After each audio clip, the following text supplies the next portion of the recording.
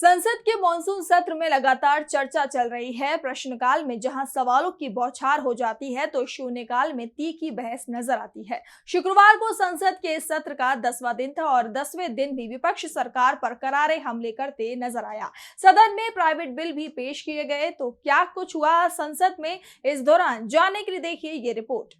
संसद में मोदी सरकार बैकफुट पर दिखाई दे रही है। इसे लेकर राज्यसभा में चर्चा के दौरान नेता विपक्ष मल्लिकार्जुन खड़गे भड़क उठे।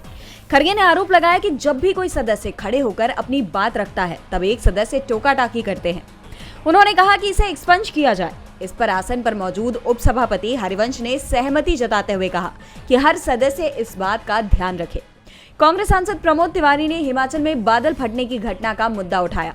साथ ही उत्तराखंड का जिक्र करते हुए कहा कि केंद्र सरकार दोनों राज्य सरकारों को पर्याप्त सहायता उपलब्ध कराए।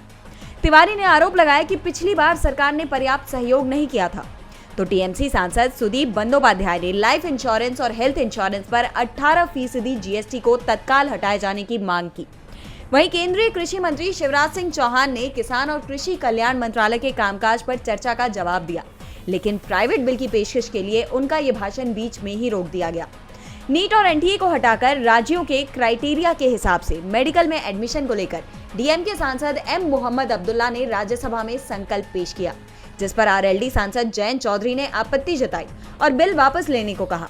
तो सीपीआईएम नेता जॉन ब्रिटास ने इसे सदस्य के साथ अन्याय बताया। आखिरकार किरण रिजिजू की मंजूरी के साथ सदन में बिल पेश हो गया। बिल पर बहस के दौरान कांग्रेस सांसद शक्ति सिंह गोहिल ने कहा कि नीट पेपर लीक कोई आम पेपर लीक नहीं है। सुप्रीम कोर्ट ने खुद माना है कि पेपर लीक हुआ है। इतने लोगों की परीक्षा रद्द कर देना ठीक नहीं है। तो सभापति जगदीप धनखड़ ने कहा कि नीट की परीक्षा को नीट होना चाहिए।